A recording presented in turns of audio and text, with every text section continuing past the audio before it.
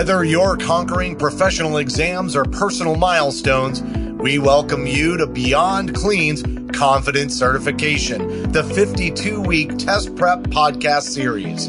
With expert insights, actionable tips, and engaging discussions, we'll break down the toughest concepts in sterile processing and build your confidence every step of the way. Join host Sarah B. Cruz as she embarks on a mission to help you not just prep for tests, but craft your success story. And now your host, Sarah B. Cruz. Hello and welcome. You're listening to Confidence Certification, a 52-week test prep podcast series to equip you to take your sterile processing career to the next level. I'm your host, Sarah B. Cruz, and on this episode, we are going to be riding the wave from our resume episode. I just thought it was so awesome that Rochelle came in and gave us some actionable steps on how to prepare a rock solid resume. Because remember, the resume is the very first impression that HR, your possible manager, and anyone you give it to is going to have of you. So why not let it speak volumes about who you are as a professional and who you want to be within their organization? Now, after that episode, it got me thinking a little bit. What happens when the resume works? Right? That's the goal of having an excellent resume. Yeah. So it worked. Now you have a job interview. And listen, if you're living that frustration where you're putting in your resume and you're filling out applications over and over again and you're not getting an interview, it's totally valid.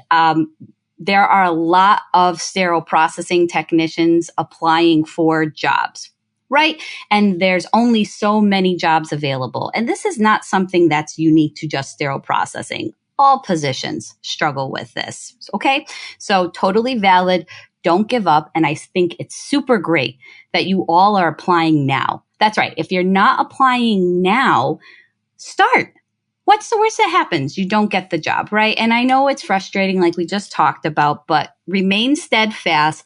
Start applying for the jobs now. Even if you don't have your certification, just get in there. See what could happen. Yeah. Now, when we are applying for the jobs with our resume, a couple of things I want you to consider. Now, first, consider the website in which you are applying. All right, that's going to be big. Now, we have these auxiliary websites, I call them, like LinkedIn, Indeed.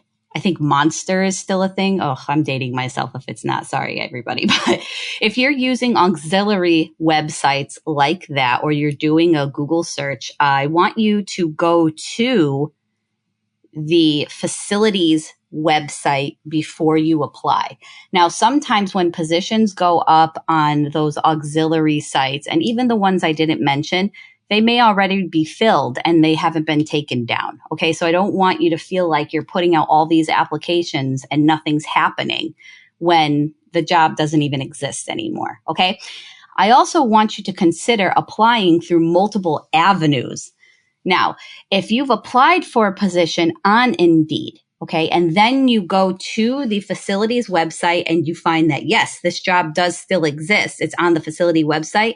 Apply on the facilities website.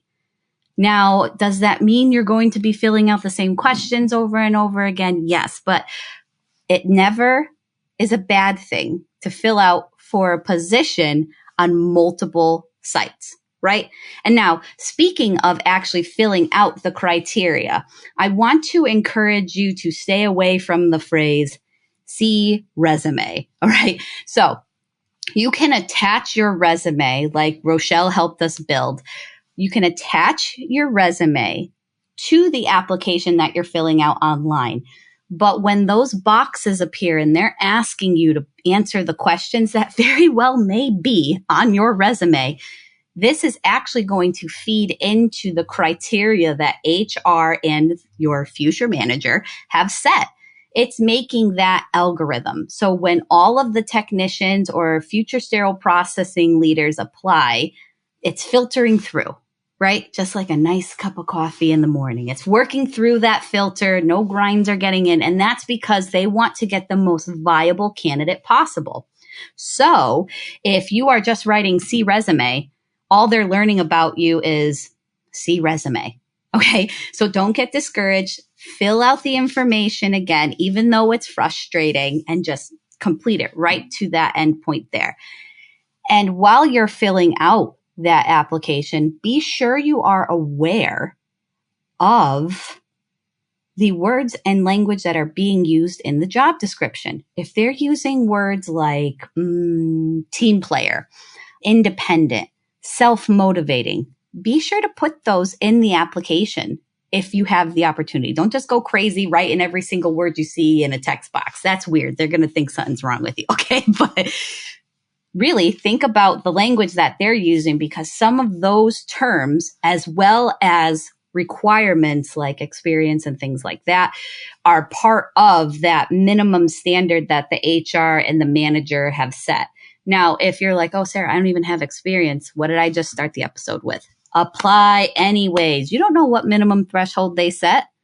You could just put the word sterile processing school or pending certification test, and that could be enough to get you right in. Yeah? Now, we're going to take a quick break and catch a word from our sponsors. And when we come back, we're going to actually talk about getting into the room with our future sterile processing managers. Be right back.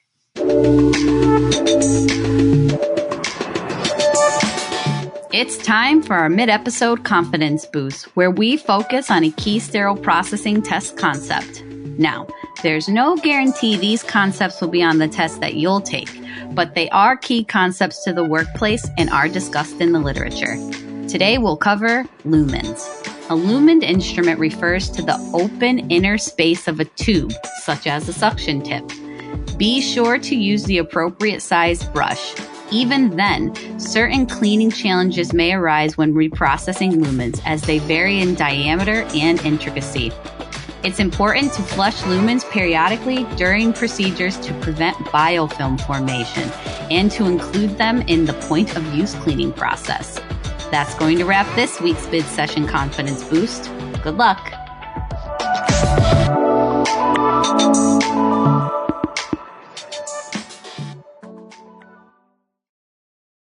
Hey, everybody, and thanks for coming back after the break. If you are just joining us now, we are talking about the interview. That's right. All your resumeing and applying have come and paid off, and now we're getting ready to go inside the room or virtually.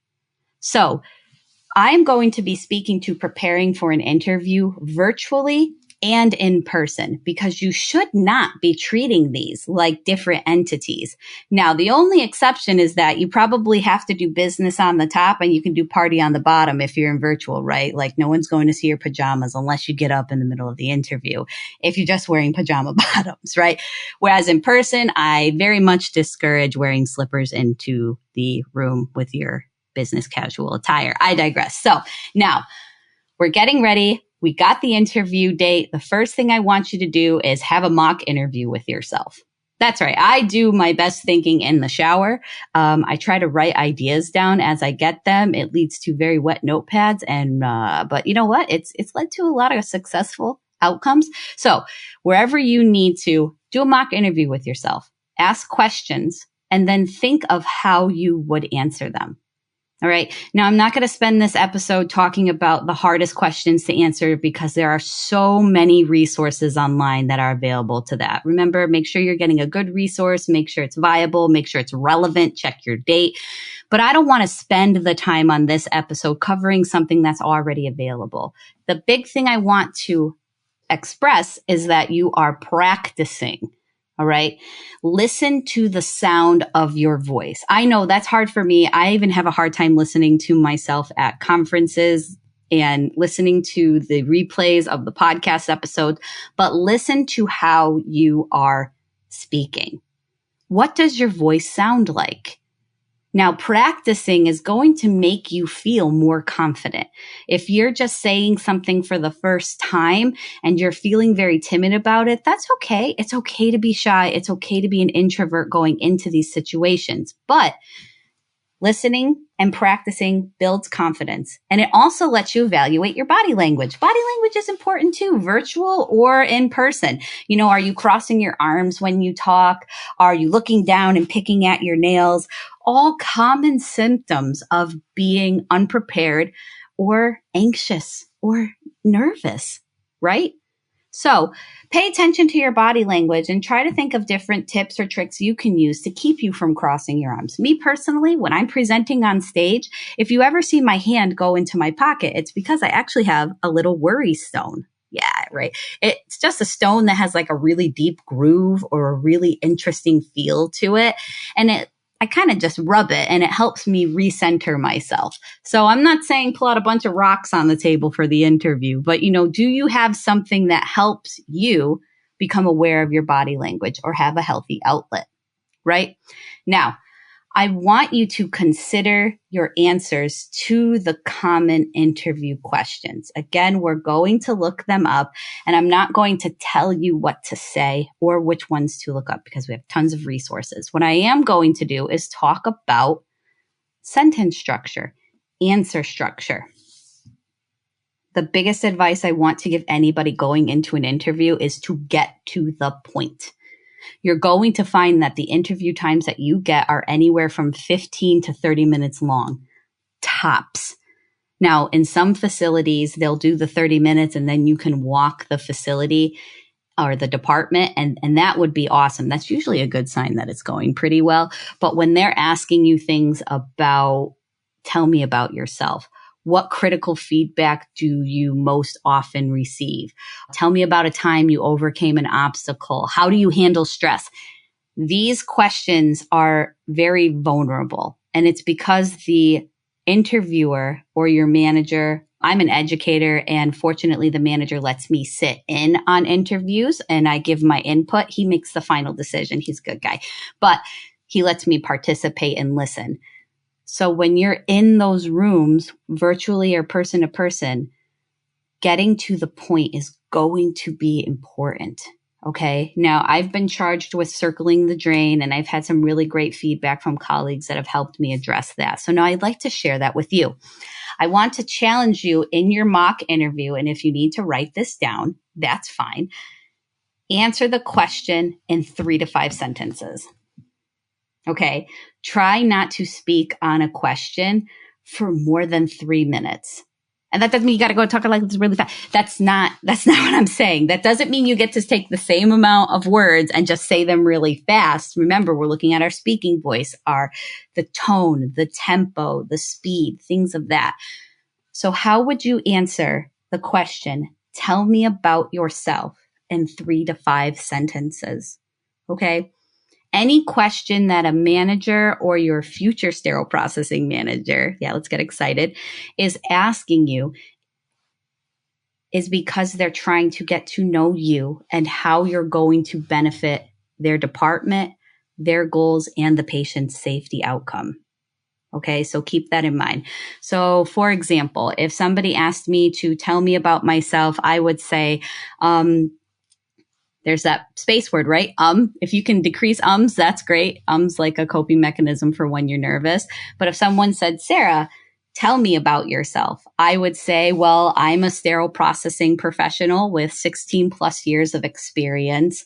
I am looking to find a facility that I can advance my experience in and offer my industry insight to.